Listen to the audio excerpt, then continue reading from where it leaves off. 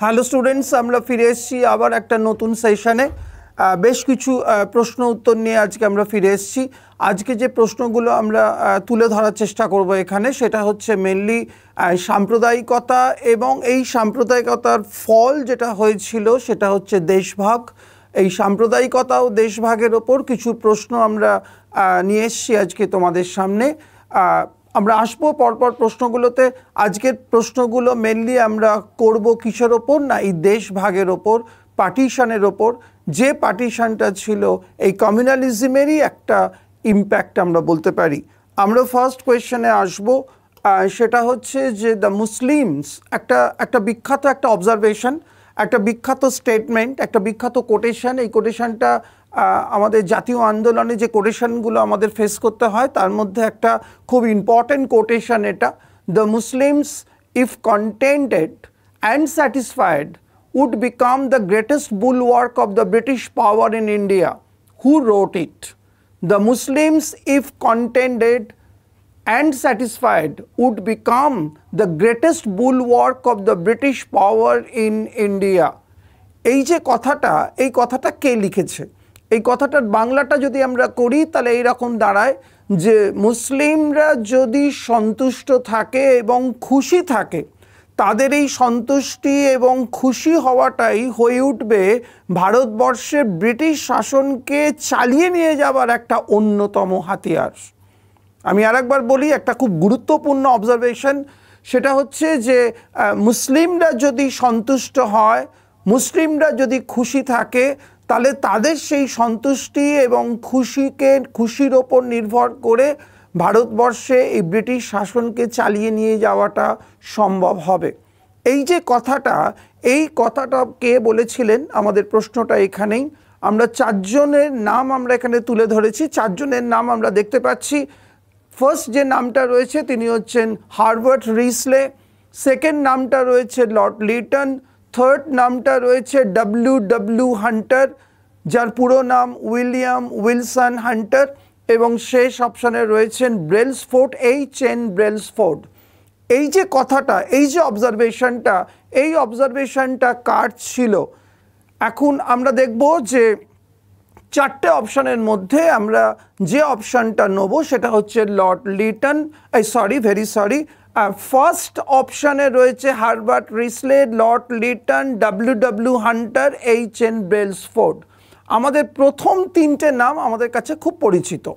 আমরা প্রথম তিনটে নাম খুব নাড়াচাড়া করি জাতীয় আন্দোলন পড়তে গিয়ে। রিসলের নাম আমরা পাই, লিটনের নাম তো আমরা ভীষণভাবে পাই, এবং ডব্লিউ হান্টার বা উইলিয়াম উইলসন হান্টারের নামও আমরা পাই। আমরা উত্তরে যাওয়ার আগে একটু এই প্রথম তিনটে মানুষের সঙ্গে পরিচয় করে নিই, আমরা একটুখানি বলে নিই। প্রথম তিনটের মধ্যেই একটা উত্তর হবে, তোমরা বুঝতেই পারছো। হারবার্ট রিসলে, এই রিসলের নাম মনে পড়লেই আমাদের একটা খুব ট্র্যাজিক ইভেন্টের কথা মনে পড়ে। রিসলের নাম মনে পড়লেই একটা খুব ট্র্যাজিক ইভেন্টের কথা মনে পড়ে আমাদের হিস্ট্রি অফ বেঙ্গলের ক্ষেত্রে, হিস্ট্রি অফ ইন্ডিয়ার ক্ষেত্রে। এই রিসলে নেতৃত্বেই হয়েছিল সেই রিসলে প্ল্যান, যে প্ল্যানের ওপর বেস করে বঙ্গভঙ্গ হয়েছিল। সেই রিসলে প্ল্যান, ঐতিহাসিক রিসলে প্ল্যান যিনি তৈরি করেছিলেন হারবার্ট রিসলে 1903-তে, যার প্ল্যান অনুযায়ী বঙ্গভঙ্গ হয়েছিল 1905-এর 16ই অক্টোবর। সেই হারবার্ট রিসলে ছিলেন একজন কলোনিয়াল অ্যাডমিনিস্ট্রেটর, অর্থাৎ ব্রিটিশ শাসক ছিলেন তিনি, একজন বিখ্যাত ব্রিটিশ শাসক এবং member of Indian civil service. তার টুপিতে যে পালকগুলো আমরা দেখি তার মধ্যে ফার্স্ট হচ্ছে he was a famous colonial administrator, number 2 he was the member of Indian civil service.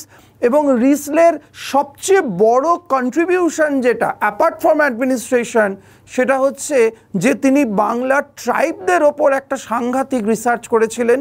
Tribes of Bengal, বাংলায় যেসব ট্রাইবরা রয়েছে তাদের ওপর একটা গুরুত্বপূর্ণ একটা রিসার্চ করেছিলেন এই ট্রাইবসদের নিয়ে, এবং বিভিন্ন কমিউনিটিকে নিয়ে তিনি রিসার্চ করেছিলেন এই হারবার্ট রিসলে। এবং হারবার্ট রিসলের মাধ্যমেই আমরা দেখতে পাচ্ছি আমাদের যে অ্যানথ্রোপোলজি, এই যে অ্যানথ্রোপোলজি যে সাবজেক্টটা, নৃতত্ত্বের যে সাবজেক্টটা, এই অ্যানথ্রোপোলজির ওপরও তিনি প্রচুর পরিমাণে কাজ করেছিলেন এই হারবার্ট রিসলে। এবং তার এই যে কাজটা, তার এই যে ফিল্ড অফ ওয়ার্কটা, এই ফিল্ড অফ ওয়ার্কটাকেই কাজে লাগিয়েছিল ব্রিটিশ সরকার ইনফ্যাক্ট, এবং সেই জন্যই তাকে ডাকা হয়েছিল এই বঙ্গভঙ্গের এই পরিকল্পনাটা করার জন্য। এবং আমরা জানি যে বঙ্গভঙ্গটা করা হয়েছিল একটা টোটালি কমিউনাল লাইনকে ধরে, একটা কমিউনাল বেসিসে যে বঙ্গভঙ্গ হয়েছিল। সেই রিসলে আমরা বলতে পারি যিনি প্ল্যানটা বানিয়েছিলেন বঙ্গভঙ্গের, রিসলে লর্ড লিটনের সম্পর্কে বলার কোনো অপেক্ষাই রাখে না। লিটনকে আমরা খুব ভালো করে চিনি, সবচেয়ে আনপপুলার ভাইসরয় একে বলা হয়। লর্ড লিটনকে গোল্ডেন ফেলিওর বলা হয় এর রাজত্বকালকে, এবং এক গাদা অ্যান্টি ইন্ডিয়ান অ্যাক্ট পাশ করেছিলেন এই লর্ড লিটন। আমাদের ভারতের ভাইসরয় ছিলেন 1880 থেকে 84। এর সম্পর্কে আমরা অনেক পড়েছি, অনেক ইনফরমেশান আমরা পড়েছি এর সম্পর্কে। আর সি অপশানে যেটা রয়েছে উইলিয়াম উইলসন হান্টার ভদ্রলোক, actually he was a famous Scottish historian as well as a famous statistician, এই W হান্টার। এই হান্টারের কন্ট্রিবিউশন আমাদের ব্রিটিশ ইন্ডিয়ান হিস্ট্রিতে কিন্তু ভীষণভাবে রয়েছে। এবং হান্টারের একটা বিখ্যাত বই, যে বইয়ের কথা আমি আগের ক্লাসে আলোচনা করেছি, অনেকগুলো ক্লাসে আলোচনা করেছি, দ্য ইন্ডিয়ান মুসলমানস বলে একটা বিখ্যাত বইয়ের লেখক তিনি, ইন্ডিয়ান মুসলমানস। এই ইন্ডিয়ান মুসলমান গ্রন্থ যে বইটা বলা হয়, এই বইটাই নাকি মুসলিম সেপারেটিজমকে মানে প্রভোগ করেছিল বা মুসলিম সেপারেটিজমকে প্রমোট করেছিল। মুসলিমদের মধ্যে যে বিচ্ছিন্নতাবাদী মনোভাব, সেই মনোভাবকে প্রমোট করেছিল এই W হান্টারের ইন্ডিয়ান মুসলমানস এই বইটা। এবং এই যে অবজারভেশনটা আমরা দেখতে পাচ্ছি এই ইন্ডিয়ান মুসলমানস এই বইতে এরকম ধরনের অনেক অবজারভেশন ছিল, অনেক কিছু কথা বলা ছিল, যেগুলোর মধ্যে দিয়ে মুসলিম বিচ্ছিন্নতাবাদীকে প্রভোগ করা হয়েছিল বা মুসলিম সেপারেটিজমকে যেগুলোর মাধ্যমে প্রমোট করা হয়েছিল, সেই কথাগুলোর মধ্যেই একটা কথা আমরা আজকে তুলে ধরেছি এই অবজারভেশনে। এবং এই যে কথাটা আমরা পাচ্ছি সামনে রয়েছে, এই কথাটা রয়েছে তার এই বিখ্যাত বই ইন্ডিয়ান মুসলমানস বলে একটা বইতে, W হান্টার। তাহলে আমরা অবভিয়াসলি বুঝতে পারছি এটার উত্তর হবে উইলিয়াম উইলসন হান্টার, যিনি এই কথাটা বলেছিলেন মুসলিমদের সম্পর্কে। এবং এই উইলিয়াম হান্টারের লেখা আর একটা বই ছিল অ্যানালস অব রুরাল বেঙ্গল, আর একটা বিখ্যাত বই। যে অ্যানালস অব রুরাল বেঙ্গলের কথা আমি আগের ক্লাসেও বলেছি, যে অ্যানালস অব রুরাল বেঙ্গল থেকে আমরা 76-এর মন্বন্তরের কথা ভীষণভাবে জানতে পারি এই উইলসন হান্টারের লেখা থেকে। এই W হান্টারের এই যে অবজারভেশনগুলো, এই অবজারভেশনগুলোর মতো আরও অনেক অবজারভেশন রয়েছে, যেগুলো আমাদের ভারতবর্ষে মুসলিম সেপারেটিজমের একটা ফিল্ডকে তৈরি করে দিয়েছিল ব্রিটিশ ভারতবর্ষের ইতিহাসে। তাহলে এই অবজারভেশনটা বা এই স্টেটমেন্টটা করেছিলেন উইলিয়াম উইলসন হান্টার, একজন স্কটিশ হিস্টোরিয়ান। তিনি একদিকে তিনি একজন স্ট্যাটিস্টিশিয়ান অন্যদিকে, এবং আমাদের কলোনিয়াল অ্যাডমিনিস্ট্রেশনে একটা ইম্পর্টেন্ট রোল প্লে করেছিলেন এই হান্টার। এবং এই হান্টারের নেতৃত্বেই তৈরি হয়েছিল একটা টিম, যে টিমটার নেতৃত্বে আমরা দেখতে পেয়েছি বিভিন্ন ধরনের পরিসংখ্যান গ্রাম থেকে শহর থেকে জোগাড় করা হয়েছিল, যার ওপর ভিত্তি করে ব্রিটিশ সরকার তাদের অ্যাডমিনিস্ট্রেশন বা কলোনিয়াল অ্যাডমিনিস্ট্রেশনের যে ভিত বা স্ট্রাকচারটাকে তৈরি করেছিলেন। তাহলে আমরা যে প্রশ্নটা, যে স্টেটমেন্টটা পেলাম, এই স্টেটমেন্টটা করেছিলেন উইলিয়াম উইলসন হান্টার। সি অপশানটা রাইট হবে। আমরা হার্বার্ট রিসলে সম্পর্কে বললাম, আমরা লর্ড লিটন সম্পর্কে আমরা বললাম, আমরা এর সম্পর্কে আগেও পড়েছি, এবং W হান্টার এটা আমরা আলোচনা করলাম।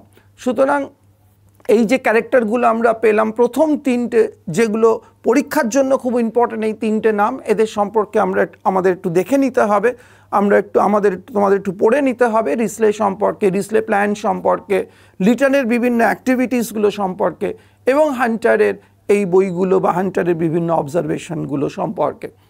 আমরা কোয়েশ্চেন নাম্বার 2-তে আসবো।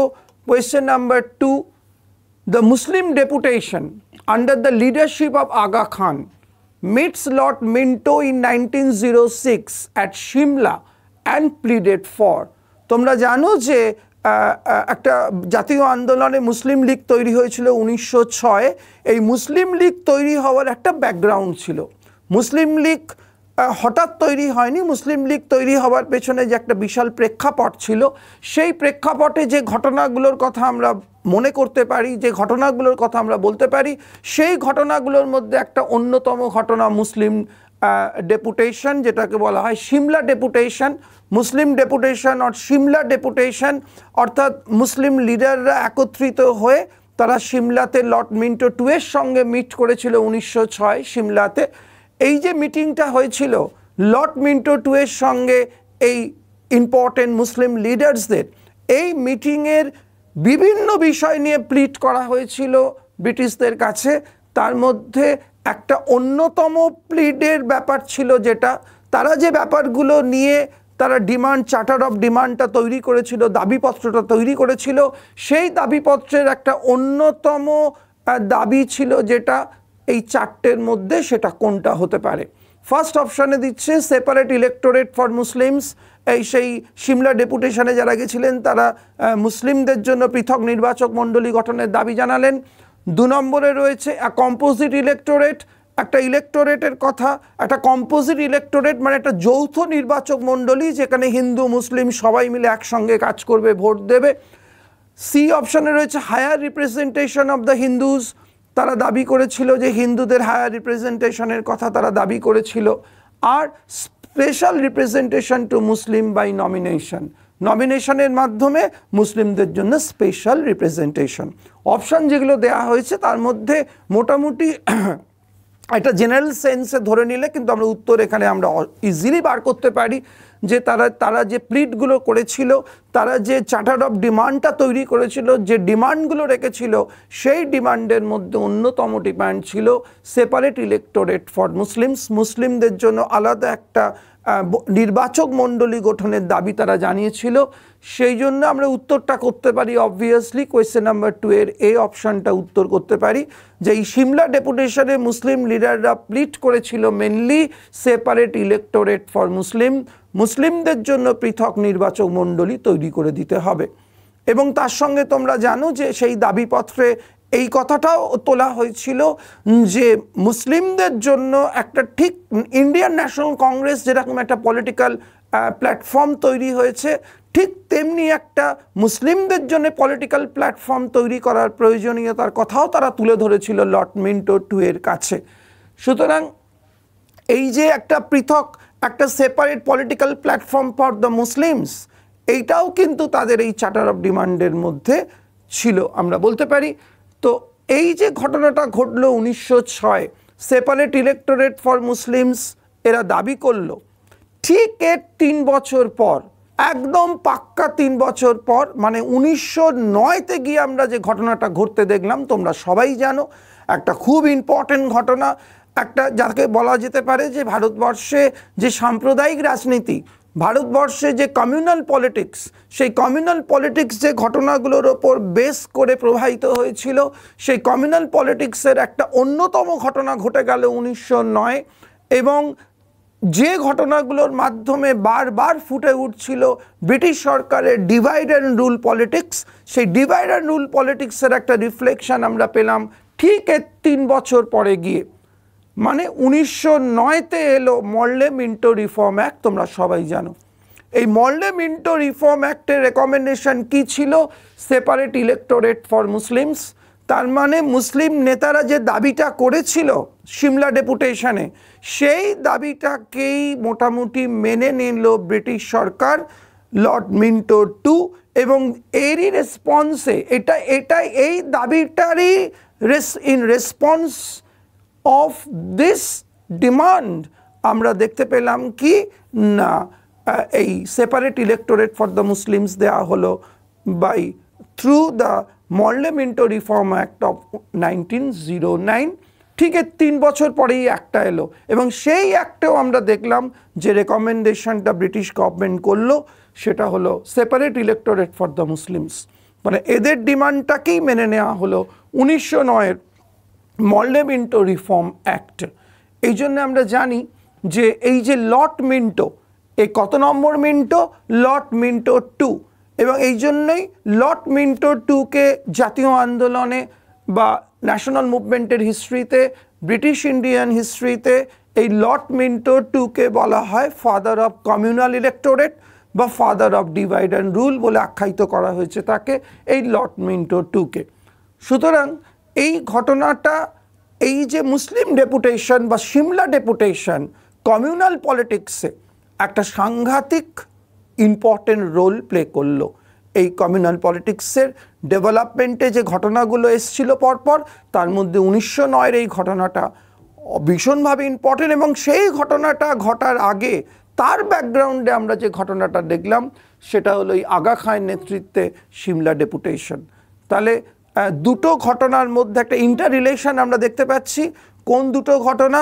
একটা সিমলা ডেপুটেশন আর একটা মর্লে মিন্টো রিফর্ম অ্যাক্ট। দুটো ঘটনার মাঝখানে 3 বছরের গ্যাপ। 3 বছরের মধ্যেই আমরা দেখতে পেলাম যে কমিউনাল পলিটিক্স 6 থেকে 9, এই 3 বছরের মধ্যেই কমিউনাল পলিটিক্স একটা ইম্পর্টেন্ট জায়গায় পৌঁছলো।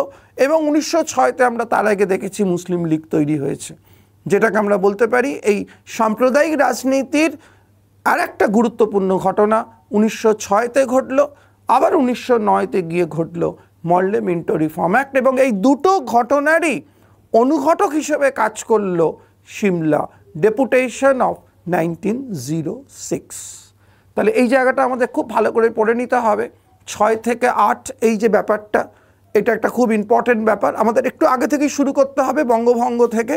5 থেকে 8 এই টাইমটা একদিকে দেখতে পাচ্ছি বঙ্গভঙ্গের বিরুদ্ধে আন্দোলন চলছে, আবার একদিকে দেখতে পাচ্ছি একটা কমিউনাল পলিটিক্সের ঝড় উঠছে আমাদের বাংলা এবং ভারতের ইতিহাসে। সুতরাং 1905 থেকে 1908 এই দুটো ডাইভার্স ইভেন্ট আমাদের জাতীয় আন্দোলনের ইতিহাসকে ভীষণভাবে প্রভাবিত করছে। এই জায়গাটা কিন্তু আমাদের ভালো করে দেখে রাখতে হবে। আমরা 3 নম্বর প্রশ্নে আসব। Hindu Mahasabha was originally called as, Hindu Mahasabha. আমরা জানি হিন্দু মহাসভা একটা ইম্পর্টেন্ট একটা হিন্দু অর্গানাইজেশন। এই হিন্দু মহাসভার উদ্দেশ্য কি ছিল? না হিন্দু কালচার এবং রিলিজিয়ানের সুপ্রিমেসিটাকে ভারতের মাটিতে একদম পাকাপোক্তভাবে প্রতিষ্ঠা করা এবং তার মধ্য দিয়ে ভারতীয়দের মধ্যে একটা হিন্দু ন্যাশনালিজমের স্পিরিটকে ডেভেলপ করা, হিন্দু জাতীয়তাবাদের একটা স্পিরিটকে ডেভেলপ করা, হিন্দু জাতীয়তাবাদের চেতনাটাকে জাগিয়ে তোলার জন্যই হিন্দু মহাসভা তৈরি হয়েছিল 1915-তে। আমরা জানি এটা খুব ইম্পর্টেন্ট প্রশ্ন। হিন্দু মহাসভা কবে তৈরি হয়েছিল, কোথায় তৈরি হয়েছিল, কে তৈরি করেছিল, এগুলো একদম হিন্দু মহাসভা থেকে। আমরা হিন্দু মহাসভা যখন তৈরি করব তখন এই প্রশ্নগুলো কিন্তু আমাদের একদম বেসিক। হিন্দু মহাসভা কবে তৈরি হলো? 1915। হিন্দু মহাসভা কে তৈরি করলো? মদনমোহন মালব্য, মহামান্য মদনমোহন মালব্য তৈরি করলেন। কোথায় তৈরি করলেন? হরিদ্বারে তৈরি হলো এই হিন্দু মহাসভা। এগুলো একদম বেসিক ইনফরমেশন ফ্রম হিন্দু মহাসভা, এগুলো আমাদের তো জেনে রাখতেই হবে। তার সঙ্গে অ্যাড হবে হিন্দু মহাসভার উদ্দেশ্য কি ছিল। আমি একটু আগেই বলেছি হিন্দু মহাসভার উদ্দেশ্য ছিল হিন্দু ধর্ম এবং হিন্দু সংস্কৃতির যে শ্রেষ্ঠত্ব, সেই শ্রেষ্ঠত্বকে তুলে ধরা ভারতের মাটিতে, অর্থাৎ to establish the supremacy of Hindu religion and culture. এটা ছিল হিন্দু মেলার মোটো, হিন্দু মেলার মূল উদ্দেশ্য বা অবজেক্টিভ। এবং আমাদের কাছে এবার যে প্রশ্নটা রয়েছে সেটা হলো হিন্দু মহাসভার আগের নাম কি ছিল। আমরা জানি অনেক দলের এরকম নাম চেঞ্জ হয়েছে। যেমন আমরা জানি যে মিত্রমেলার নাম পরে অভিনব ভারত হয়েছে। এরকম অনেক দলের নাম চেঞ্জ হয়েছে আমরা জানি। যেমন Hindi Association of Pacific Coast, Hindi Association of Pacific Coast, এই যে দলটা, এই দলটা পরবর্তীকালে পপুলারলি বা জনপ্রিয় হয়েছে কি নামে? না গদর পার্টি নামে। এরকম পরিবর্তন আমরা দেখেছি। যেমন হিন্দুস্তান রিপাবলিকান অ্যাসোসিয়েশন, HRA, পরবর্তী সময় এই দলটার নাম হয়েছে Hindustan socialist Republican association. HRA থেকে চেঞ্জ হয়েছে HSRA, Hindustan socialist Republican association.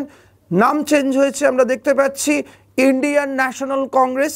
এই ইন্ডিয়ান ন্যাশনাল কংগ্রেসের আগের নাম ছিল ইন্ডিয়ান ন্যাশনাল ইউনিয়ন। এই নামে আমরা তাদের পাচ্ছি।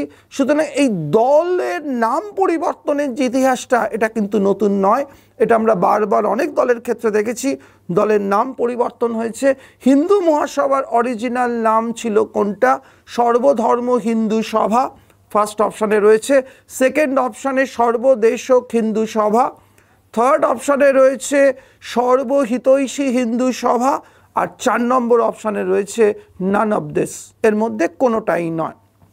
তো আমরা দেখব যে মদন মোহন মালব্য যে হিন্দু মহাসভা প্রতিষ্ঠা করেছিলেন 1915-তে, যে হিন্দু মহাসভা তৈরি হয়েছিল হিন্দু ধর্মের শ্রেষ্ঠত্বকে প্রতিষ্ঠা করার জন্য, হিন্দু ধর্মের ঐতিহ্যকে প্রতিষ্ঠা করার জন্য, সেই হিন্দু মহাসভার অ্যাকচুয়াল নাম ছিল সর্বদেশক হিন্দু সভা। বি অপশানে যে নামটা আমরা পাচ্ছি, এই সর্বদেশক হিন্দু সভা শব্দটার নাম শুনেই আমরা বুঝতে পারছি সর্বদেশক মানে কি? দ্য এন্টায়ার কান্ট্রি, অর্থাৎ একটা সারা ভারতবর্ষে, সারা দেশ জুড়ে যত হিন্দু আছে তাদেরকে আহ্বান করা হচ্ছে একটা কমন প্ল্যাটফর্মের ওপর। সর্বদেশক হিন্দু সভা, সারা দেশের যত হিন্দু কমিউনিটি আছে তাদের একটা জায়গায় একত্রিত করার আহ্বান জানানো হচ্ছে এই দলের মধ্য দিয়ে। মানে বলা যেতে পারে হিন্দু মহাসভা ছিল একটা প্যান ইন্ডিয়ান হিন্দু অর্গানাইজেশন, একটা অখিল ভারতীয় হিন্দু সংগঠন। এই পুরনো নামটা থেকেই বোঝা যাচ্ছে বেশি করে সর্বদেশক হিন্দু সভা। এটার পূর্ব নাম ছিল হিন্দু মহাসভার। সর্বদেশক মানে বুঝতেই পারছো সারা দেশ জুড়ে যে সভা প্রতিষ্ঠিত হয়েছে সেই সর্বদেশক হিন্দু সভা। তাহলে আমরা এখানে অ্যান্সার করব বি অপশানটা অ্যান্সার হবে। হিন্দু মহাসভার আগের নাম ছিল কি না সর্বদেশক হিন্দু সভা। আমরা আর একটা জিনিস আমাদের একটু জেনে রাখতে হবে যে হিন্দু মহাসভা কিন্তু প্রথমে তৈরি হয়েছিল not as a political party, এটা একটা হিন্দু অর্গানাইজেশন হিসেবে প্রতিষ্ঠিত হয়েছিল যাদের মূল লক্ষ্য ছিল কালচার এবং রিলিজিয়ানের ব্যাপারটাকে দেখা, হিন্দু রিলিজিয়ান এবং কালচারের শ্রেষ্ঠত্বটাকে প্রতিষ্ঠা করা। কিন্তু 1933 থেকে এই দলের চরিত্র চেঞ্জ হলো। 1933 থেকে 1933 থেকে এই দলের ক্যারেক্টার, দলের নেচারটা চেঞ্জ হয়ে গেল। 1933 থেকে হিন্দু মহাসভা became a political party, became a political organization, এবং যে পলিটিক্যাল অর্গানাইজেশনটা তৈরি হলো হিন্দু আইডিওলজির ওপর। হিন্দু পলিটিক্স এই হিন্দু রাজনীতিকে নিয়ে, হিন্দুদের রাজনীতিকে নিয়ে, হিন্দু পলিটিক্সকে প্রমোট করার উদ্দেশ্য নিয়ে তৈরি হলো হিন্দু মহাসভা। অর্থাৎ এটা পলিটিক্যাল পারপাস সার্ভ করতে শুরু করলো। এটা আগে ছিল একটা রিলিজিয়াস অর্গানাইজেশন, একটা কালচারাল অর্গানাইজেশন যেটা হিন্দু ধর্মকে প্রমোট করেছিল ঠিকই, সেটাই কনভার্ট হলো এবার একটা পলিটিক্যাল অর্গানাইজেশনে যেটা হিন্দু পলিটিক্সকে প্রমোট করলো ভারতবর্ষের ইতিহাসে। That was from 1933। তাহলে আমাদের হিন্দু মহাসভা ভালো করে দেখে নিতে হবে। মদন মোহন মালব্য যার ফাউন্ডার। কোয়েশ্চেন নাম্বার 4-এ আসবো। At which year and on which year did V.D. Savarkar become the chairman of Hindu Mahasabha? In which year, এখানে in হবে, এটা স্পেলিংটা মিস্টেক হয়েছে, very sorry. In which year did V.D. Savarkar become the chairman of Hindu Mahasabha? 1936, 1937, 1938, 1940। এই 4টে সাল দেওয়া হয়েছে। এই 4টে সালের মধ্যে আমরা দেখব এর মধ্যে কত সালে ভিডি সাভারকার হিন্দু মহাসভার চেয়ারম্যান হলেন। এখানে উত্তর হবে 1937।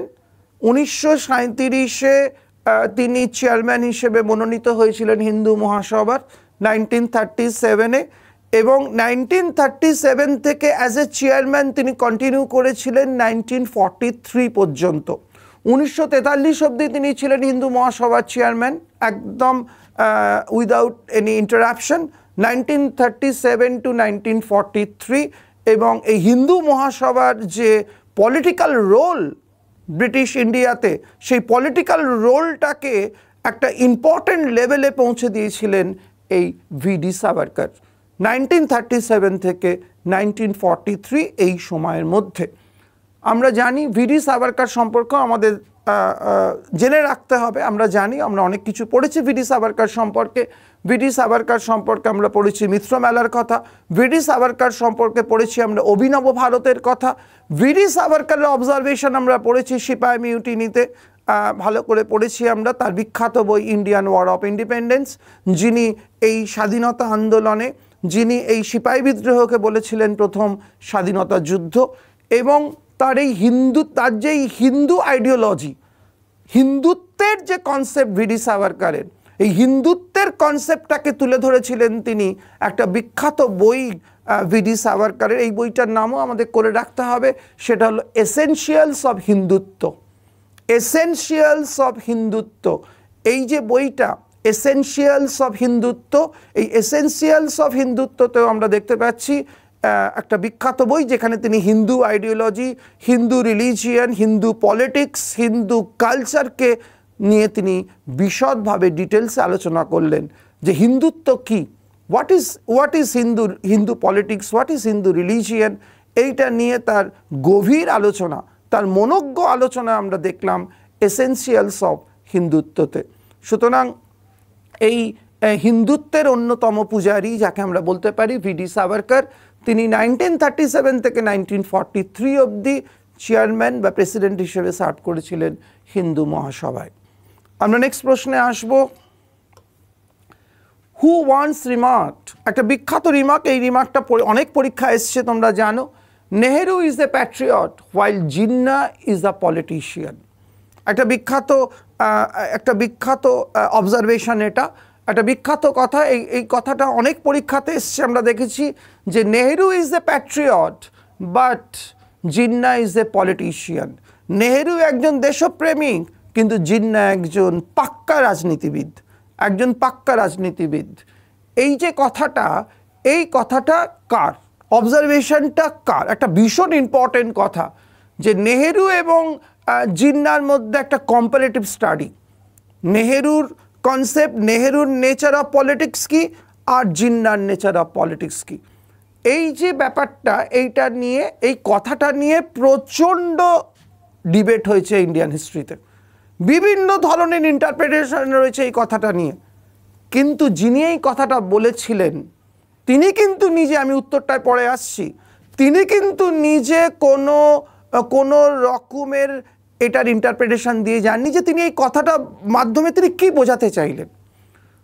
তিনি কি বোঝাতে চাইলেন যে what is the difference between politician and Patriot, এটা কিন্তু যেটা উত্তর হবে, যিনি এই কথাটা বলেছিলেন তিনি কিন্তু নিজের মুখ দিয়ে কিন্তু এই কথাটা তিনি কখনোই এটাকে এক্সপ্লেন করেননি, কিন্তু অবজারভেশনটা দিয়ে গেছিলেন। এবং যে অবজারভেশনটাকে কেন্দ্র করে একটা সাংঘাতিক ডিবেট হয়েছে ভারতের ইতিহাসে, বিভিন্ন মানুষ বিভিন্নভাবে এই কথাটাকে ইন্টারপ্রেট করেছে। আমরা দেখব এই কথাটা কার, মৌলানা আজাদ, মহাত্মা গান্ধী, মোহাম্মদ ইকবাল, আব্দুল গফর খান, সব কটা অপশান আমাদের খুব চেনা, যাদের নাম রয়েছে তারা আমাদের খুব কাছের মানুষ, তাদের সম্পর্কে আমরা প্রচুর ইনফরমেশান জানি। কিন্তু এখানে উত্তরটা কোনটা হবে, মৌলানা আজাদ না মহাত্মা গান্ধী না মোহাম্মদ ইকবাল না আব্দুল গফর খান? এই যে সুন্দর একটা comparative study between Jinnah and Nehru, দুজনেরই একটা ইম্পর্ট্যান্ট রোল প্লে করেছিলেন, দুজনের ক্যারেক্টারের মধ্যেই একটা কন্ট্রোভার্সি আছে, আমরা সবাই জানি। কিন্তু এই যে সুন্দর কথাটা বলেছিলেন কে? আমরা উত্তর এখানে হবে স্যার মোহাম্মদ ইকবাল, সারে জাহাঁ সে আচ্ছা, যিনি কম্পোজ করেছিলেন।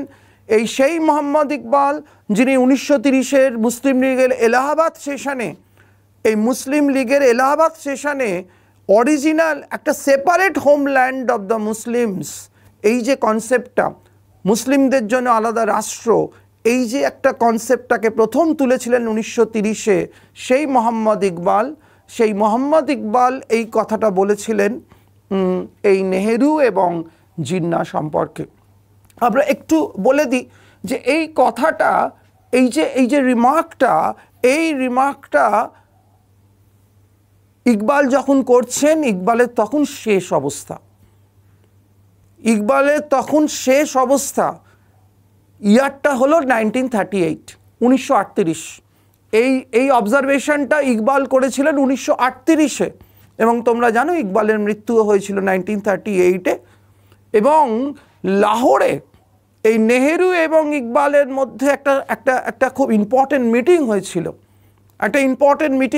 নেহেরু দেখা করতে গেছিলেন ইকবালকে, ইকবাল অসুস্থতার খবর পেয়ে নেহেরু লাহোরে দেখা করতে গেছিলেন এই মানুষটার সঙ্গে, এই বিশ্ববরেণ্য বিখ্যাত মানুষটার সঙ্গে দেখা করতে গেছিলেন।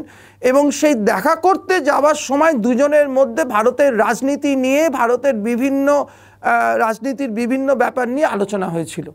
সেই আলোচনায় এসে গেছিল অবভিয়াসলি নেহেরু এবং জিন্নার কথা এসে গেছিল, এবং সেইটা বলতে গিয়ে তিনি পরিষ্কার করে নেহেরুকে এই কথা বলেছিলেন।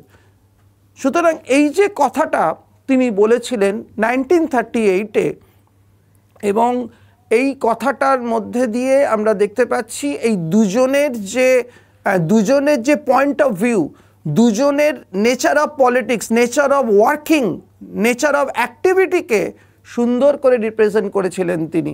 কিন্তু এই কথাটার পেছনে যে কারণটা রয়েছে, পেছনে যে বিশ্লেষণটা রয়েছে, এক্সপ্লানেশনটা রয়েছে, সেটা কিন্তু খুব ডিবেটিং বা সেটা খুব বিতর্কমূলক। সেই বিতর্কে আমরা যাব না, কিন্তু আমাদের এই কথাটা মনে রাখতে হবে।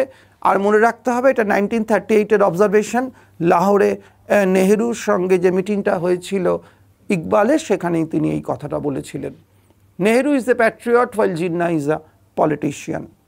আমরা এরকম কম্পারেটিভ স্টাডি নিয়ে এরকম অনেকগুলো বিখ্যাত বই রয়েছে আমরা জানি, যেমন অমৃতপাদ ডাঙ্গের একটা বই আছে, গান্ধী ভার্সেস লেনিন, একটা বিখ্যাত বই, যেখানে তিনি মহাত্মা গান্ধী আর লেনিনের মধ্যে একটা কম্পারেটিভ স্টাডি করছেন।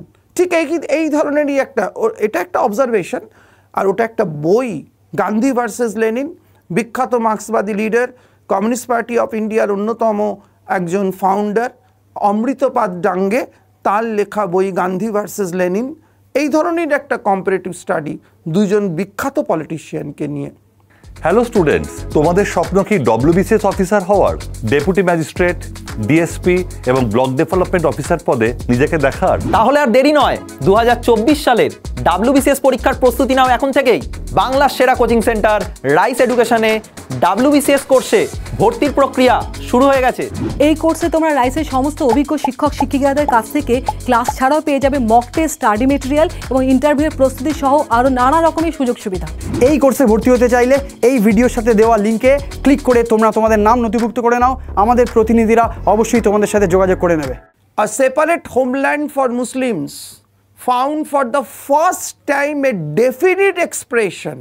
আমরা একটু আগে যে কথাটা নিয়ে বলছিলাম যে মুসলিমদের জন্য একটা সেপারেট হোমল্যান্ড চাই, এই রিয়েলাইজেশনটা এলো, এই ভাবনাটা এলো মুসলিম লীগের মধ্যে, এবং সেটা প্রথম একটা নির্দিষ্ট রূপ পেল, একটা ডেফিনিট এক্সপ্রেশন এলো। রূপ বলবো না, একটা এক্সপ্রেশনে এলো, মানে যেটা একটা নির্দিষ্টভাবে ফুটে উঠলো তাদের এই অরিজিনাল হোমল্যান্ড পাওয়ার যে চাহিদাটা, সেটা মেনলি কোথায়? A separate homeland for Muslims found for the first time a definite expression. পাকিস্তানদের মানে মুসলিমদের জন্য আলাদা একটা হোমল্যান্ড চাই। এই হোমল্যান্ডের যে দাবি, সেই দাবি একটা ডেফিনিট এক্সপ্রেশন পেল কোন সময়টায়, কোন ঘটনাটার মধ্য দিয়ে? অপশানগুলো কিন্তু খুব ক্লোজ, তিনটে অপশান, লাস্টেরটা নান অফ দিস। প্রথম যে তিনটে অপশান দিয়েছে, তিনটে অপশান কিন্তু খুব ক্লোজ এই কোয়েশ্চেনটার সঙ্গে। ঠিক আছে, ফার্স্ট অপশনে বলছি, in the presidential speech of Iqbal at the Allahabad session of the Muslim League 1930, 1930-তে মোহাম্মদ ইকবাল যখন এলাহাবাদ সেশনে তার বক্তৃতা দিচ্ছেন, তার সভাপতির ভাষণ দিচ্ছেন যখন সভাপতি হিসেবে, সেই সময় তিনি এই কনসেপ্টটা এনেছিলেন 1930 ইন দ্য কেমব্রিজ প্যামফ্লেট। তোমরা বুঝতেই পারছো কেমব্রিজ প্যামফ্লেট এটা কবেকার ঘটনা, তোমরা সবাই জানো 1933 ঘটনা এটা। প্যামফ্লেটটার নাম কি ছিল? নাও অর নেভার। কার এই প্যাম্পলেটটা ছিল, কে এটা পাবলিশ করেছিলেন 1933-তে? কেমব্রিজ ইউনিভার্সিটির গ্র্যাজুয়েট চৌধুরী রহমত আলী। কি ছিল এই প্যাম্পলেটে? এই প্যাম্পলেটেই তিনি প্রথম পাকিস্তান শব্দটা উল্লেখ করেছিলেন এবং কিভাবে এই পাকিস্তান তৈরি হবে, পাকিস্তান শব্দটা তিনি তৈরি করেছিলেন এখানেই প্রথম। এবং পাকিস্তান টার্মটা প্রথমেই এসেছিল, তোমরা পড়েছো সবাই এই প্যাম্পলেটে, বি অপশানে যেটা দেয়া রয়েছে। এই কেমব্রিজ ইউনিভার্সিটি থেকে এই প্যাম্পলেট বা ইস্তাহার যেটাকে আমরা বাংলায় বলি, সেটা প্রকাশ হয়েছিল 1933-তে। প্রথমটা 30-তে, তারপরেরটা 33-তে। নেক্সট যেটা আমরা আসছে দেখতে পাচ্ছি অপশানে, in the Lahore session of the Muslim League in 1940। Lahore session Muslim লীগের ঐতিহাসিক অধিবেশন 22শে মার্চ থেকে 24শে মার্চ, একটা ঐতিহাসিক অধিবেশন লাহোরে হয়েছিল মোহাম্মদ আলী জিন্নার নেতৃত্বে। সেই সেশনে তো এই তিনটা লাস্টে দিচ্ছে নান অফ দ্য অ্যাবভ। এর মধ্যে কোন ঘটনাটায় এই separate homeland for the Muslims একটা ডেফিনিট এক্সপ্রেশন পেল? পাকিস্তান শব্দটা কিন্তু এর মধ্যে নেই, ভালো করে ফলো করো। পাকিস্তান শব্দটা কিন্তু এর মধ্যে নেই, কিন্তু পরপর যে ঘটনাগুলো রয়েছে প্রত্যেকটা ঘটনা কিন্তু এ বি সিতে যে তিনটে ঘটনা দেওয়া রয়েছে, এই তিনটে ঘটনাই কিন্তু একটার সঙ্গে ক্লোজলি রিলেটেড। যেমন in the presidential speech of Iqbal at the Allahabad session of the Muslim League 1930, এখানে আমরা প্রথম দেখলাম সেপারেট হোমল্যান্ডটার যে ডেফিনিট একটা এক্সপ্রেশন পেল।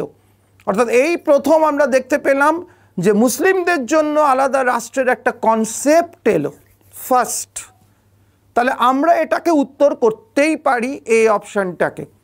ডেফিনিট এক্সপ্রেশনের কথা বলেছে, এর আগে কিন্তু এইভাবে পাকিস্তান মুসলিমদের জন্য আলাদা হোমল্যান্ডের কোনো রকম কনসেপ্ট আমরা ইন্ডিয়ান হিস্ট্রিতে বা ন্যাশনাল মুভমেন্টে আমরা দেখিনি। এই ফার্স্ট এই কথাটা তুললেন এলাহাবাদ সেশনে এই মোহাম্মদ ইকবাল। সেই জন্য আমরা এই প্রশ্নের পার্সপেক্টিভে উত্তর করব এই অপশানটা। এখানেই প্রথম মানে মুসলিমদের জন্য আলাদা রাষ্ট্র গঠনের একটা কনসেপ্ট এলো, সেপারেট হোমল্যান্ডের কনসেপ্ট এলো। এরপর সেকেন্ড স্টেজ আমরা দেখতে পাচ্ছি, আমি আগেই বলেছি এই তিনটে ঘটনা কিন্তু একটার সঙ্গে একটা রিলেটেড। সেকেন্ড স্টেজে আমরা দেখতে পাচ্ছি কেমব্রিজ প্যাম্পলেটে নাও অর নেভার যে প্যাম্পলেটটার নাম ছিল, চৌধুরী রহমত আলী যেটা পাবলিশ করেছিলেন, সেখানে গিয়ে আমরা দেখলাম পাকিস্তান শব্দটা এলো। দেখছো পরপর আসছে স্টেজ বাই স্টেজ। প্রথমে মুসলিমদের জন্য একটা হোমল্যান্ডের একটা দাবি উঠল এলাহাবাদ সেশনে। সেকেন্ড স্টেজে আমরা গিয়ে দেখতে পাচ্ছি সেই হোমল্যান্ডের নাম কি হতে পারে, নামটা এলো পাকিস্তান। কে নিয়ে এলেন? চৌধুরী রহমত আলী নিয়ে এলেন।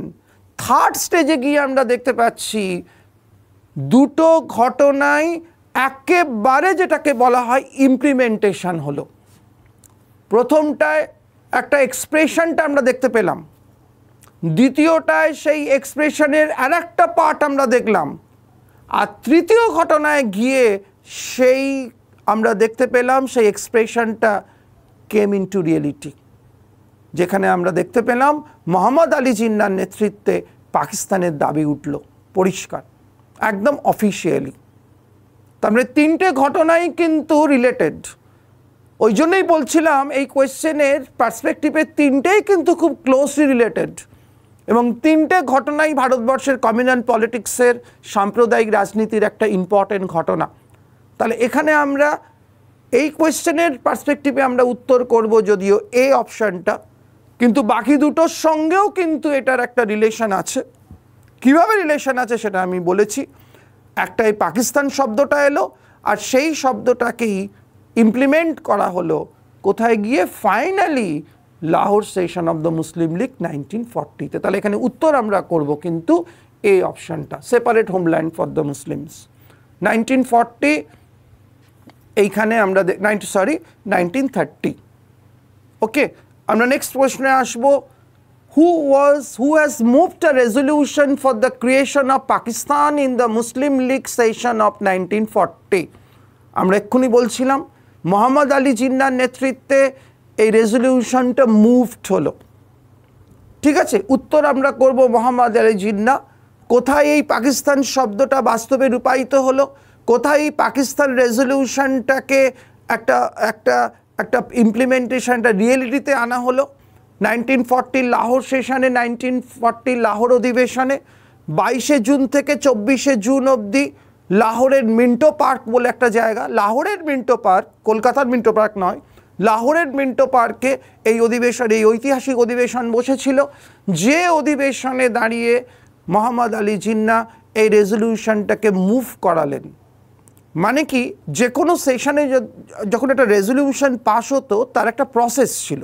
আমরা জানি যে কোনো আন্দোলন, যে কোনো ঘটনা হওয়ার আগে তোমরা দেখেছো সবাই যে একটা রেজলিউশন নেওয়া হতো, মানে কিভাবে হবে ঘটনাটা, কিভাবে ঘটবে, কি তার প্রোগ্রাম হবে, তার ভালো দিক খারাপ দিক, এই নিয়ে একটা চর্চা হতো, একটা রেজলিউশন হতো।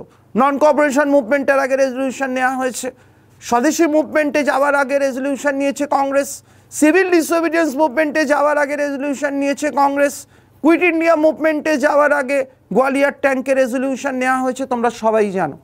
তো রেজলিউশন নেওয়াটা একটা কমন ব্যাপার। তো এই রেজলিউশনটা নেওয়ার ক্ষেত্রে একটা প্রসেস ছিল। প্রথমে একজন রেজলিউশনটাকে প্লেস করতো, যে কোনো যারা ক্লাব টাপ করো তারা জানো, যে কোনো ক্লাবের মিটিংয়ে এরকম প্রথমে একজন রেজলিউশনটা নিয়ে আসে, প্লেস করে, উপস্থাপন করে, তারপর আর একজন সেই রেজলিউশনটাকে মুভ করায়। মুভ করানো মানে কি, অন্যান্য সদস্যদের দিকে নিয়ে যাওয়া বা সেটাকে আলোচনার পাদপ্রদীপে নিয়ে আসা, সেটা একজন করে। তারপর পুরো ব্যাপারটাকে একজন সাপোর্ট করে, যেটাকে বলা হয় the resolution was seconded by, the resolution was supported by. এই তিনটে স্টেজ, একজন প্লেস করলো, একজন মুভ করালো, আর একজন সেকেন্ড করলো বা একজন সাপোর্ট করলো। এখানে তাহলে আমাদের প্রশ্নটা হচ্ছে, মুভ করালো কে, এটাকে এটাকে এটাকে একটা রিয়েলিটিতে আনলো কে, এটাকে রেজলিউশনটাকে আলোচনার পাদপ্রদীপে নিয়ে এলো কে? প্লেস করানোর পর এটা কিন্তু সেকেন্ড স্টেজ, রেজলিউশনটাকে মুভ করানো, সেটা করেছিল মোহাম্মদ আলী জিন্নাহ। যেহেতু তিনি তখন মুসলিম লীগের একেবারে যাকে বলে আনডিসপিউটেড লিডার, তিনি এটাকে মুভ করালেন। তার আগে আমরা একটু বলে দিই, এটাকে প্লেস করেছিলেন এই সেশনে কে? না ফজলুল হক। তোমরা জানো এই ফজলুল হক মুসলিম লীগের একজন লিডার ছিলেন, এবং 1937-এ যে প্রভিন্সিয়াল ইলেকশন হয়েছিল, সেই প্রভিন্সিয়াল ইলেকশনে যিনি বাংলা থেকে কৃষক প্রজা পার্টির হয়ে যিনি জিতেছিলেন, এবং কৃষক প্রজা পার্টির হয়ে জিতে তিনি বাংলায় নন কংগ্রেস গভর্নমেন্ট তৈরি করেছিলেন ইন দ্য ইয়ার 1937। সেই ফজলুল হক, যাকে শের-ই বঙ্গাল উপাধিতে ভূষিত করা হয়েছিল, শের-ই বঙ্গাল, বাংলা শের উপাধিতে ভূষিত করা হয়েছিল, সেই ফজলুল হক এটাকে প্লেস করেছিলেন সেশনে। আর সেটাকে সেকেন্ড করেছিলেন যিনি, তিনি হলেন খালিকুজ্জামান। এই খালিকুজ্জামান ওই পুরো রেজলিউশনটাকে সেকেন্ড করেছিলেন বা সাপোর্ট করেছিলেন। সুতরাং নিয়ে এলেন প্রথম ফজলুল হক, সেটাকে মুভ করালেন, যেটা আমাদের প্রশ্নে রয়েছে, যেটাকে তিনি মুভ করালেন তিনি হলেন মোহাম্মদ আলী জিন্নাহ। আর যেটাকে মোহাম্মদ আলী জিন্নাহর এই রেজলিউশন বা এই মুভ করানোটাকে সাপোর্ট করলেন যিনি, তিনি হলেন খালিকুজ্জামান। সুতরাং এই তিনটে স্টেজ আমাদের মনে রাখতে হবে মুসলিম লীগের সেশন সম্পর্কে। 1940 22 মার্চ, 22শে মার্চ থেকে 23শে মার্চ এর মধ্যে হয়েছিল এই ঐতিহাসিক অধিবেশন লাহোরের মিন্টো পার্ক বলে একটা জায়গায়। আমরা আসবো নেক্সট কোয়েশ্চেনে, question number 8। Who had prepared the Lahore resolution? এই যে ফেমাস লাহোর রেজলিউশন, এটাকে তৈরি করেছিলেন কে? মানে ড্রাফটটা, এটা আর একটা দিক, আবার এটা আর একটা দিক। তোমরা জানো এই রেজলিউশনটা আবার প্রিপেয়ার করে আর একজন, ঠিক আছে? যেমন স্বদেশী আন্দোলনের যে রেজলিউশন, এই স্বদেশী আন্দোলনের রেজলিউশনটাকে প্রিপেয়ার করেছিল কে? ড্রাফটটা বানিয়েছিল কে? বিপিন চন্দ্র পাল। সেটাকে মুভ করিয়েছিল as a president Gopal Krishna Gokhale. Benares সেশনে তোমরা পড়েছো 1905 সালে, 1905-এ। এরকম নন কোঅপারেশন মুভমেন্টের রেজলিউশনের ড্রাফট, কুইট ইন্ডিয়া মুভমেন্টের রেজলিউশনের ড্রাফট। সুতরাং এই ড্রাফটিংটা একজন করে। সেই ড্রাফটিংটা করা মানে কি? লেখাটা প্রিপেয়ার করানো রেজলিউশনটাকে। এখানে রেজলিউশনটাকে প্রিপেয়ার করেছিলেন কে? চারটে অপশান দিচ্ছে। লাহোর রেজলিউশন, পাকিস্তান রেজলিউশন যেটাকে বলে, যেটা নিয়ে আমরা পড়লাম এর আগে, সিকান্দার হায়াত খান। সিকান্দার হায়াত খানের নাম আমরা পড়েছি কোথায়? ফজলুল হকের নাম এক্ষুনি বলেছি। আর সিকান্দার হায়াত খান হচ্ছেন 37-এ দুটো জায়গায়, যে দুটো জায়গায় নন কংগ্রেস গভর্নমেন্ট তৈরি হয়েছিল তার মধ্যে একটা বাংলা আর একটা পাঞ্জাব ছিল। বাংলায় সরকার তৈরি করেছিল ফজলুল হক, আমি এক্ষুনি বললাম, কৃষক প্রজা পার্টির ব্যানারে। আর পাঞ্জাবে নন কংগ্রেস গভর্নমেন্ট তৈরি করেছিলেন যিনি, তিনি সিকান্দার হায়াত খান, ইউনিয়নিস্ট পার্টির ব্যানারে। এই সিকান্দার হায়াত খান, যার নাম মোহাম্মদ আলী জিন্নাহ। আর লাস্টটা রয়েছে নান অফ দ্য অ্যাবাভ। রেজলিউশনের ড্রাফটটা বানালো কে? Who had prepared the Lahore resolution? Lahore রেজলিউশনটাকে তৈরি করলো কে? মুভ করালো একজন, প্লেস করলো একজন, সাপোর্ট করলো বা সেকেন্ড করলো একজন। এর মেন প্রিপারেশনটা কে নিল? ড্রাফটটা কে তৈরি করলো? এখানে যে তিনটে অপশান আমরা পাচ্ছি, এখানে এই তিনটে অপশান কিন্তু যেটা উত্তর হবে এই তিনটের মধ্যে কোনোটাই নেই। যিনি ড্রাফটটা বানিয়েছিলেন তার নাম কিন্তু এই তিনজনের মধ্যে কেউ নন তিনি। ওকে, তার মানে আমরা অ্যান্সার করব নান অফ দ্য অ্যাবাভ। তাহলে এই যে ড্রাফটটা প্রিপেয়ার করেছিলেন কে? ড্রাফটটা প্রিপেয়ার করেছিলেন মুসলিম লীগের আর একজন বড় লিডার মোহাম্মদ জাফরউল্লাহ খান। মোহাম্মদ জাফরউল্লাহ খান বলে একজন মুসলিম লীগের লিডার, তিনি এই ড্রাফটটা বানিয়েছিলেন। মোহাম্মদ জাফরউল্লাহ খান, মোহাম্মদ জাফরউল্লাহ খান, তিনি এই ড্রাফটটা বানিয়েছিলেন এই তোমার লাহোর রেজলিউশনের। আমরা নেক্সট কোয়েশ্চেনে যাব। Question number 9, when did the Muslim League celebrate the Pakistan Day? Pakistan দিবস পালন করলো মুসলিম লীগ কবে? 25 এপ্রিল 1920, 5ই ফেব্রুয়ারি 1922, 14ই জুলাই 1942, 23শে মার্চ 1943। উত্তর আমরা করব কোনটায়? Celebrate the Pakistan day. আমি আগে উত্তরটা বলে দিই। পাকিস্তান দিবসের যে উদযাপন 1943-তে, এটার সঙ্গে কিন্তু লাহোর রেজলিউশন 1940-র একটা কানেকশন আছে। 1940-তে কি হলো না, ফাইনাল রেজলিউশন পাস হলো যে আলাদা একটা রাষ্ট্র তৈরি হবে মুসলিমদের জন্য, একটা সেপারেট হোমল্যান্ড, যেটা ডেফিনিট এক্সপ্রেশন পেল 1930-তে, আমরা একটু আগে আলোচনা করেছি। ওকে, সুতরাং ফাইনালাইজ হয়ে গেল যে একটা নতুন কনস্টিটিউশন তৈরি হবে এবং একটা নতুন দেশ তৈরি হবে, হোমল্যান্ড তৈরি হবে, যেটার নাম হবে Islamic Republic of Pakistan. Islamic Republic of Pakistan, যেটার নাম হবে ইসলামিক রিপাবলিক অফ পাকিস্তান। এই ডিসিশন নেওয়া হলো। সেই ডিসিশন অনুযায়ী 23শে মার্চ 1943-এ, 23শে মার্চ দিনটাকে ধার্য করা হয়েছিল। কেন? তার কারণ 1943 সালে সেই ঘটনাটাকেই সেলিব্রেট করা হলো অফিসিয়ালি। কোন ঘটনাটাকে? না, পাকিস্তান একটা ডমিনিয়ন থেকে পরিণত হবে কিসে? না, একটা ইসলামিক রিপাবলিক অফ পাকিস্তান, এই নামে একটা সংবিধান তৈরি হবে। সেইটাকে উদযাপন করার জন্য পাকিস্তান দিবস উদযাপন করা হলো। পাকিস্তান গঠনের দিবস উদযাপন করা হলো 43-তে। 23শে মার্চটা কেন করা হলো? কেন 20শে মার্চ করা হলো না? কেন 22শে মার্চ করা হলো না? 22 থেকে 24 অবধি সেশনটা হয়েছিল 1940-তে। 22শে মার্চ হতে পারত, 24শে মার্চও হতে পারত, 22 থেকে 24 অবধি কন্টিনিউ করেছিল এই সেশন। 23 তারিখটা করা হলো কেন? তার কারণ 22 তারিখে রেজলিউশনটাকে প্লেস করা হয়েছিল, 22 তারিখ রেজলিউশনটাকে আনা হয়েছিল, মুভ করানো হয়েছিল। Finally it was ratified, finally it was passed on 23rd March 1940। এই রেজলিউশনটা ফাইনালি পাস হয়েছিল 23শে মার্চ 1940-এ। সেই ডেটটাকে ধরেই 3 বছর পর এইটাকে ফাইনালি সেলিব্রেট করা হলো অ্যাজ এ পাকিস্তান ডে, অর্থাৎ পাকিস্তান দিবস উদযাপিত হলো। নতুন হোমল্যান্ড তৈরি করার জন্য যে শপথ, সেই শপথ নেওয়া হলো, একটা প্ল্যানিং করা হলো কিভাবে কি হবে, সেটা 1943 23rd মার্চ হয়েছিল। ওইটাকেই আমরা বলবো পাকিস্তান দিবস। সুতরাং 1940-র যে মুসলিম লীগের যে লাহোর অধিবেশন, সেইটার সঙ্গে একটা সম্পর্ক আমরা দেখতে পাচ্ছি পাকিস্তান দিবসের।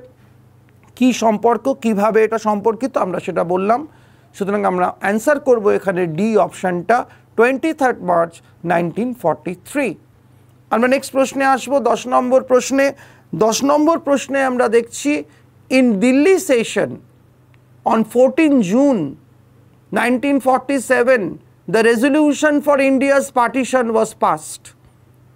অর্থাৎ 14 জুন দিল্লিতে একটা কংগ্রেসের অধিবেশন হয়েছিল 1947 জুন মাসে। ওকে, অগাস্টে স্বাধীনতা হয়েছিল, জুন মাসে জুলাইতে পাশ হয়েছিল ইন্ডিয়ান ইন্ডিপেন্ডেন্স অ্যাক্ট, 3 জুন হয়েছিল মাউন্টব্যাটেন প্ল্যান, 14 জুন কংগ্রেসের অধিবেশন বসলো। 3 জুনই তো সব পরিষ্কার হয়ে গেছিল যে ভারত ভাগ হবে, মাউন্টব্যাটেন প্ল্যান পরিষ্কার করে দিয়েছিল। 14 জুন 1947 আমরা দেখলাম দিল্লিতে কংগ্রেসের একটা অধিবেশন হলো, যে অধিবেশনে এই পার্টিশনের এই রেজলিউশনটাকে পাস করানো হলো। ফাইনালি এটা পাস হলো, কংগ্রেস দলের পক্ষ থেকে এটাকে গ্রহণ করা হলো, এটাকে ধার্য করা হলো, এটাকে র্যাটিফাই করা হলো যে ভারত ভাগ হবে। ওকে, বলছে এই ঐতিহাসিক সেশনের প্রিসাইড কে করেছিলেন?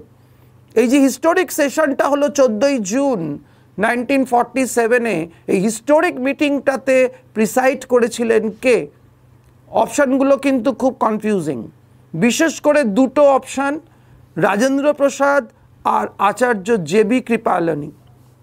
আমরা এই দুটোকে অপশানকে যদি আলাদা করে নিই তাহলে এর মধ্যে আমরা অ্যান্সার কোনটাকে রাখবো? আমরা জানি যে জে.বি. কৃপালনী 1946 মিরাট অধিবেশনে সভাপতি হিসেবে নির্বাচিত হয়েছিলেন। জে.বি. কৃপালনী, আচার্য জে.বি. কৃপালনী মহাত্মা গান্ধীর একজন একনিষ্ঠ শিষ্য, একজন ডিসাইপল, যার profession who was a teacher by profession. আমরা জানি সেই জে.বি. কৃপালনী তিনি হয়েছিলেন। এবং একটা প্রশ্নও আমরা বারবার ফেস করেছি যে ভারত যখন স্বাধীন হচ্ছে তখন জাতীয় কংগ্রেসের সভাপতিকে, আমরা সেখানেও উত্তর করেছি জে.বি. কৃপালনী। কিন্তু সেই ফর্মুলা অনুযায়ী যদি আমি জে.বি. কৃপালনী এখানে অ্যান্সার রাখি তাহলে কিন্তু সেটা খুব একটা ঠিক হবে না, ভুল হবে। সেই ফর্মুলা অনুযায়ী আমি যেটা বললাম, সেই ফর্মুলা অনুযায়ী যদি আমি জে.বি. কৃপালনীকে এখানে অ্যান্সার হিসেবে নিই তাহলে কিন্তু অ্যান্সার ঠিক হবে না। কেন ঠিক হবে না? তার কারণ হচ্ছে কি না, দিল্লিতেই যে সেশনটার কথা এখানে মেনশন করা হয়েছে এটা কিন্তু রেগুলার সেশন নয়। কংগ্রেসের যে প্রচুর স্পেশাল সেশন হয়েছিল আমরা জানি, বিভিন্ন কারণের জন্য স্পেশাল সেশন ডাকতে হয়েছে। এটা কিন্তু কংগ্রেসের শিডিউল সেশন নয়, আমরা জানি। কংগ্রেসের শিডিউল সেশনটা 3 দিন ধরে হতো, এটা আমরা জানি। কিন্তু এটা 14 জুন অনুষ্ঠিত হয়েছিল এই সেশনটা। এই সেশনে এই যে স্পেশাল সেশনটা হয়েছিল দিল্লিতে, এইখানে কিন্তু প্রিসাইড করেছিলেন ডক্টর রাজেন্দ্র প্রসাদ। সেই জন্য কিন্তু আমরা এই উত্তরে কিন্তু জে.বি. কৃপালনীকে রাখবো না। কিন্তু আমরা জানি যে জে.বি. কৃপালনী ভারত যখন স্বাধীন হচ্ছে মানে 15ই অগস্ট তিনিই ছিলেন ভারতের জাতীয় কংগ্রেসের সভাপতি। ঘটনাটা তোমরা বুঝতেই পারছো, জুন মাসের ঘটনা, তাহলে তো উত্তর হওয়া উচিত ছিল জে.বি. কৃপালনী, মানে একদম সোজাভাবে যদি আমরা দেখি।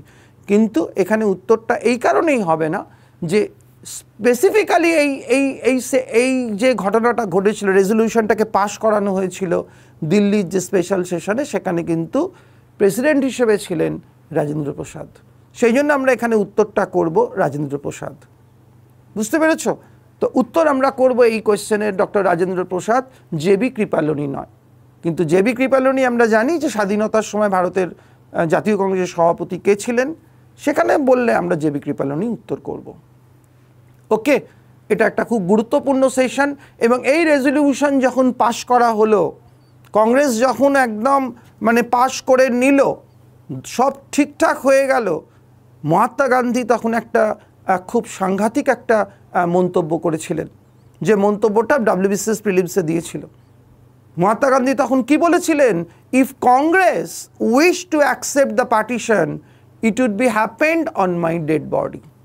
If Congress wish to accept the partition, it would be happened on my dead body. Gandhiji বললেন যে কংগ্রেস যদি, জাতীয় কংগ্রেস যদি ভারত ভাগকে মেনে নেয়, তাহলে সেই ভারত ভাগ হবে আমার মৃতদেহের ওপরে। তো এই একটা অবজারভেশন তিনি রেখেছিলেন গান্ধীজি এই ঘটনার পার্সপেক্টিভে। আমরা নেক্সট কোয়েশ্চেনে যাব, question number 11, who among the following has not written about partition in his works. এখানে 4 জন বিখ্যাত লেখকের নাম দিয়েছে, সাদাত হাসান মান্টো, বঙ্কিমচন্দ্র চট্টোপাধ্যায়, বিশ্ব সাহানি অ্যান্ড নরেন্দ্রনাথ মিত্র। এদের মধ্যে এ অপশানে যে আছে, সি অপশানে যিনি আছেন, ডি অপশানে যিনি আছেন, ইনি একেবারেই যাকে আমরা বলতে পারি যে একটু মডার্ন পিরিয়ডের লেখক এরা। সাদাত হাসান মান্টো বিখ্যাত লেখক, বিশ্ব সাহানি বিখ্যাত লেখক একজন, নরেন্দ্রনাথ মিত্র।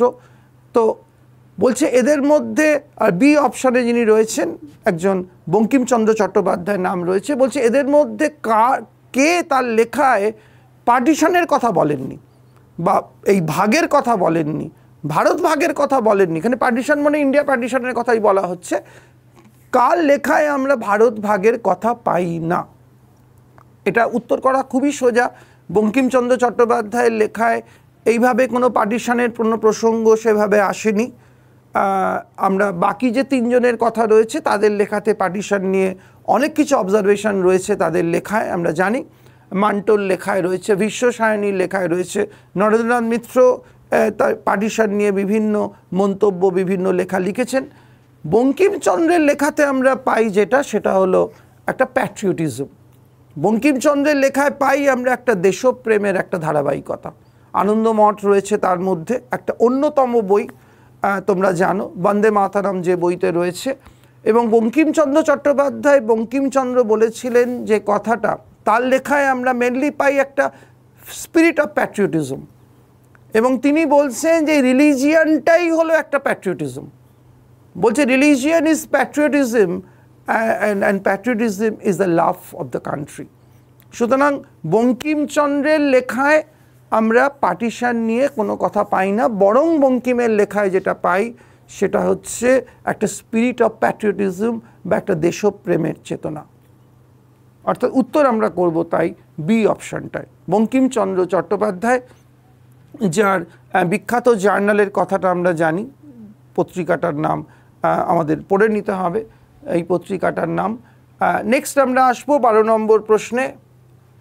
Who was the president of the first conference of Communist Party at Kanpur in 1925? আমরা জানি 1925-এ কমিউনিস্ট পার্টি তৈরি হলো কানপুরে। ওকে, তো সেই কানপুরে যে কমিউনিস্ট পার্টি তৈরি হলো 25-এ, তার প্রথম প্রেসিডেন্ট হিসেবে ছিলেন কে? সত্যভক্ত রয়েছেন ফার্স্ট অপশানে, মানবেন্দ্রনাথ রয়, সুভাষচন্দ্র বোস, সিঙ্গারাভেল্লু চেট্টিয়ার।